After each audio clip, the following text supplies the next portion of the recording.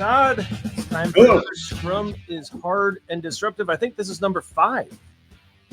Numero 5. Numero 5. So for those of you that are new to the series, Todd and I are taking a look at 15 statements Ken captured in a paper called Scrum is Hard and Disruptive back in 2006. So Ken put these together as thoughts around Scrum. We thought we'd take a look at them. These are somewhat aged, 17-ish years old at the time of recording. And we thought we'd take a look and see how they hold up.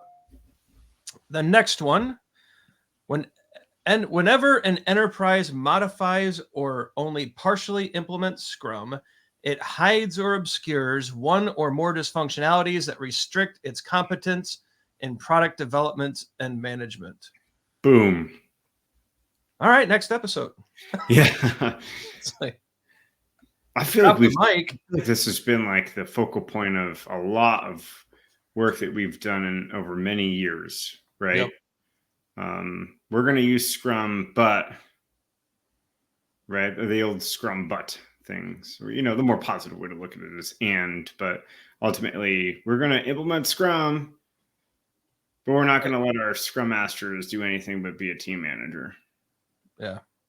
Right. We're going to implement Scrum, but we're not going to remove any blockers. What's that? We're not going to remove any blockers. Yeah, right. Yeah. Or except for our sprint 0, which is 6 months worth of requirement gathering. Yeah. I think it's a good problem pointer. Scrum's a good problem pointer router, right? It doesn't fix them for you, but it points them out. Yeah. And I think that's the biggest frustration teams initially have with Scrum is that, hey, this didn't fix all of our problems. And it's a framework. It's going to highlight why you're bad at product development and where you're slow.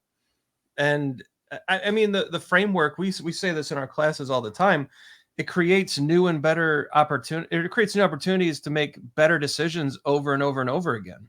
That's the whole point. Scrum is giving you frequent opportunities to inspect and adapt. If you want to call it to reflect, that's fine too. To reflect on what you're doing and why you're doing it and whether or not it's the best thing to do. And that usually highlights very quickly when what you're doing is not the right thing to do. Yeah. Yeah. I mean, and it calls some of these things out too, like, use let's use like a sprint as an example. It's a container event for all other events. There is no such thing as a sprint 0. There's not a testing sprint. There's only a sprint. And Ken has been quoted as saying that a sprint is like a project. All the activities that happen in a project happen within a sprint, right? So what we've seen is partial implementation of Scrum. We're going to use Scrum after we're done gathering all the requirements, right? Yeah. So we'll do sprint 0, which is we'll gather all the requirements in a sprint 0, and then we'll start using Scrum. Well, we're going to use Scrum, and then after we're finished, we're going to hand it off to a test team. Those are partial implementations of Scrum showing organizational dysfunction, right? Maybe because of bureaucracy, maybe because of a need for different kinds of competence.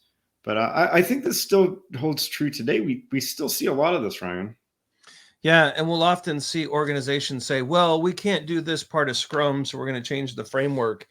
Mm-hmm. And that's where the lights, like the warning signals, start going off in our heads, because whatever it is they're covering up for is probably one of the biggest problems that need to be resolved. Yeah. And the inability or unwillingness to adapt is what's going to wreck most of these implementations. So I love the way, Ken couches it as it's a restriction of competence. So he's not saying you're bad. He's not saying your baby's ugly. He's not calling you names. He's saying, look, you're restricting your ability to be competent at product development and management. And if you're okay with that trade-off to not address an impediment, great. But if you could be more competent at product development and management, you would think that'd be a huge win. Yeah. Yeah. Not always easy. The Scrum Master might say, well, how do you make this actionable? Right? What would we do if we thought that there was something being hidden? I think you go straight to the developers. Yeah. And you ask them, why is delivery difficult today?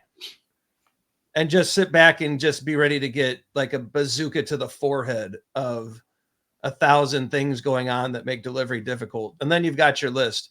And those are all the things that we've probably modified or changed or ignored in our Scrum implementation that has restricted our competence in product development and delivery. Yeah, and maybe even have the developers vote what they think to be the most critical, and that's your first area of focus. And I like how you said Scrum Master there, because this is a Scrum Master's job. This is why you get paid. This is why it's not entry level. This is why it shouldn't be an easy position to work in. And Scrum Master is a hard position because bringing change is difficult and pointing out dysfunction is difficult. And so we've taken that stance quite a bit on different videos, that it's not an entry level position. It requires a more senior leader in an office environment to be a good Scrum Master. And they're going to not just point these out, but point these out and go help to fix them. Well, I mean, Scrum Masters, Scrum is hard, right? Put down your Harry Potter retro mat and go do some real work. Yeah. Cool. That's number 5. Can't wait to be back with number 6 here in a bit. If you have any questions about this or have any comments, drop them below. Like and subscribe so that you never miss a video. We've got a lot of content coming up. Be sure to check out socials. We're going live quite a bit towards the end of the year. So a lot of live events on Twitter, Facebook, YouTube. Check those out as well. For Todd, I'm Ryan.